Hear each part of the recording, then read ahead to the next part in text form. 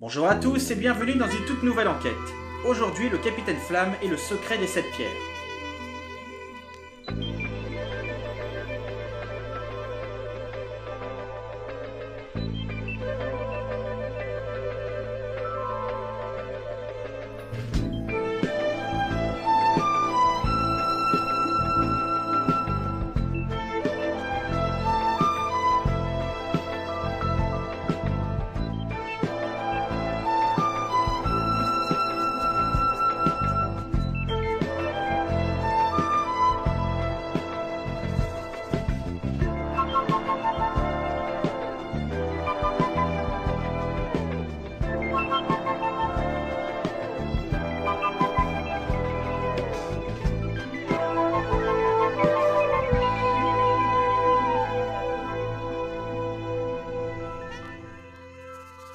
Nous sommes à New York. Dans le musée de la galaxie, l'archéologue Kenneth Lester classe des pierres prélevées sur la planète Alvéola avant de se faire tuer par Calonne qui est de retour pour une toute nouvelle aventure. Il lui vole la pierre et puis s'enfuit. Cette pierre, réunie avec les autres, révélerait un très grand secret. Et jusqu'à maintenant, il en possède 2 sur 7. Nous sommes maintenant au cirque avec Flamme, Johan, Ken et Mala qui assistent à plusieurs numéros dont l'homme caméléon, l'homme à grandes oreilles, et puis Calonne apparaît. Et là, Flamme n'en croit pas ses yeux. L'homme qu'il pensait mort dans l'espace est bien vivant devant lui en train de s'amuser. Et c'est là que Johan reçoit un appel disant que son ami Kenneth a été tué. Flamme et Johan rejoignent Ezla qui est sur l'affaire et vont fouiller son historique pour savoir ce qu'il aurait fait pour être tué. Et en vérifiant le registre, ils vont remarquer qu'il manque une seule chose, une pierre, nommée la pierre mystérieuse. Et cette pierre serait la raison de sa mort, quelqu'un la convoitait et a été tué pour la lui voler. Et maintenant on va découvrir un peu le passé de toute cette histoire. Il y a environ 200 000 ans, la planète Alvéola prospérait un peuple extrêmement intelligent et ces 7 pierres mystérieuses sont des trésors de cette ancienne civilisation. En effet, le savant Slox-One avait découvert le mystère de l'espace avec laquelle il aurait pu détruire tout l'univers. Et pour que personne ne le découvre, il a enfermé ce secret dans 7 pierres différentes. On est de retour au cirque, Calonne, après son numéro, est attendu par des alvéoliens, à qui il a promis de retrouver toutes les pierres pour que ce peuple retrouve sa gloire passée en se faisant passer pour l'un des fils d'Alvéola. Il lui confie qu'il y a une autre pierre sur Terre, une autre sur la planète où le cirque doit justement se déplacer dans peu de temps. Il révèle également qu'il y en a une détenue par un certain Rocator sur la planète Deimos, et que les 2 dernières se trouvent sur la planète du désir. Grandes Oreilles, qui travaille pour Calonne, va lui révéler que Flamme était présent durant sa prestation, et qu'il a également appris pour la mort de Kenneth. Ça va l'énerver, et il part chercher l'autre pierre sur Terre. Flamme et toute son équipe, pour en savoir un peu plus sur les pierres et également savoir ce que Calonne compte en faire, vont se déguiser et se faire recruter par le directeur du cirque pour faire des numéros. Comme Crag qui va se faire passer pour l'homme le plus fort de l'univers, Professeur Simon comme étant un robot qui a la réponse à n'importe quelle question, Mala un équilibriste, et Flamme serait déguisé en dresseur de morceau-lion. Et oui, il est déguisé car Calonne ne le reconnaît absolument pas, même à visage découvert. Mais bon, on va dire qu'il était surtout attiré par son cosplay raté de Raon qui nous révèle ses jolies petites cuisses.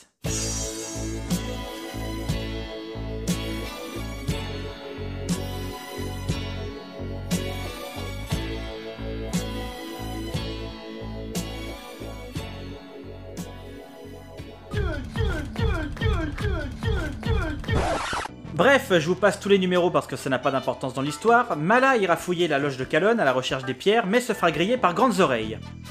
Flamme, en prenant sa défense, va griller sa couverture et ne peut donc plus rester là-bas pour le surveiller. Nous sommes maintenant sur Kérus, la prochaine ville où se dirige le cirque. Mais c'est également là où est déjà présent Calonne, qui est en train de faire un discours aux alvéoliens pour gagner un peu plus leur confiance. Il leur annonce qu'il ne reste plus que 3 pierres à trouver pour pouvoir percer le mystère qui les entoure. Flamme, qui s'est infiltré parmi eux pour savoir ce qu'il comptait en faire, va encore une fois griller sa couverture, puisque Saturna le surprend en train d'écouter leur conversation. Il va réussir à l'assommer pour plus tard l'hypnotiser et lui faire avouer ce qu'elle sait des pierres et savoir où Calonne les a cachées. Flamme et Elsa se rendent sur la planète Deimos pour aller chercher la pierre de Rocator, un ancien pirate de l'espace qui était pourchassé durant de longues années par Ezla. Une fois dans le cyberlab, ils examinent la pierre et découvrent une partie du secret qu'elle contient, mais rien de plus pour l'instant. Donc il va partir chercher celle de Calonne et demande à Johan de dire à Crag et Mala d'attirer Calonne dans le cirque, loin de son vaisseau, en foutant le bordel le temps qu'il les trouve. Il confie la garde de Saturna à Ezla qui 30 secondes après se fera attaquer par Caméléon pour la libérer, qui ensuite ira prévenir Calonne qu'elle a tout révélé malgré elle, et que Flamme est sûrement dans son vaisseau pour essayer de trouver les pierres. Ils repartent vite à l'intérieur et juste avant qu'ils mettent la main dessus, il se fait capturer. Il décolle dans l'espace, il va lui faire un discours de grand méchant. Mais surtout, ce con de Flamme a emporté la pierre de Rocator avec lui. Donc maintenant, grâce à lui, Kalon en possède 5. Il ne lui en manque plus que 2 avant de devenir le maître du monde. Ensuite, il charge à Caméléon de conduire Flamme dans une salle. Mais sur leur trajet, ils vont se faire percuter par une météorite, ce qui permet à Flamme de se défendre et de l'attaquer. Seulement, Caméléon va reprendre son arme et va lui tirer dessus, ce qui va tuer le capitaine sur le coup. Kalon, étant extrêmement furieux, tabasse Caméléon disant qu'il n'avait absolument aucun droit de faire ça, car il voulait lui-même le tuer, l'étrangler jusqu'à sa mort pour tout ce qu'il lui a fait. Ils vont finir par l'éjecter du vaisseau, car ils n'ont plus rien à faire de lui maintenant.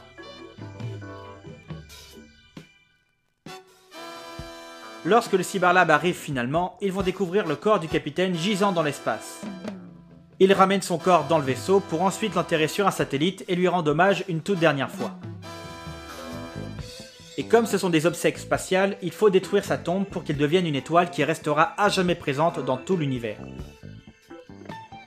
Du côté de Kalon, il change d'endroit pour cacher ses pierres et Caméléon va tenter de les lui voler. Seulement, il va activer l'alarme. Kalon rapplique et lui tire dessus. Et Caméléon se révèle être Flamme qui réussit à s'échapper dans l'espace, pendant que Kalon et les autres, plutôt que de faire 10 mètres en arrière pour le tuer pour de bon, décident d'aller sur la planète du désir chercher une nouvelle pierre en laissant Flamme mourir car il n'a pas beaucoup d'air dans son casque.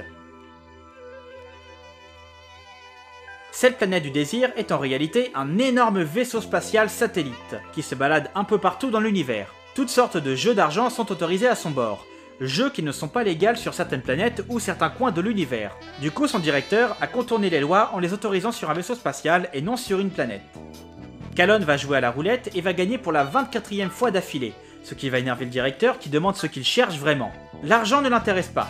Ce qu'il veut, ce sont les 2 dernières pierres que lui seul possède. Et c'est là que Flamme débarque avec Johan et propose un marché avec le directeur. Si l'un des numéros de Kalon ou Flamme est sorti, les 2 pierres reviendront au vainqueur. La roue se lance et tous les 2 possèdent un appareil pour influencer la machine et sortir leur numéro à eux. Mais au final, c'est le numéro de Flamme qui va sortir. Seulement ils vont se faire griller tous les 2 et le directeur va les conduire en cellule pour les interroger pour savoir comment leurs appareils fonctionnent. Et s'il en comprend le mécanisme, il pourra ensuite modifier ses machines à lui pour que plus personne ne puisse gagner d'argent, et ainsi il pourra garder tout son argent que pour lui. Flamme refuse et Kalon lui propose de lui expliquer en échange des 2 pierres. Et comme il aime l'argent, il accepte. Grandes Oreilles lui apporte le reste des pierres et la combinaison d'Ant-Man qu'il va enfiler pour se réduire à l'échelle subatomique, car le secret se trouve dans cette pierre. Mala, qui a pris l'apparence du directeur, vient libérer Flamme et Johan et emporteront avec lui toutes les pierres avec Kalon à l'intérieur. Il se réduit lui aussi à l'échelle subatomique, il s'introduit dans la pierre et il va comprendre le plan de Kalon. À l'intérieur se trouve un univers de la taille d'un atome. Kalon s'est fait passer pour un descendant de Slox-One qui a promis à ce peuple il y a 200 000 ans de les libérer. Sauf que Kalon, lui, a promis de les libérer et qu'en échange ils devront le vénérer comme un roi. Flamme débarque et il bat Kalon.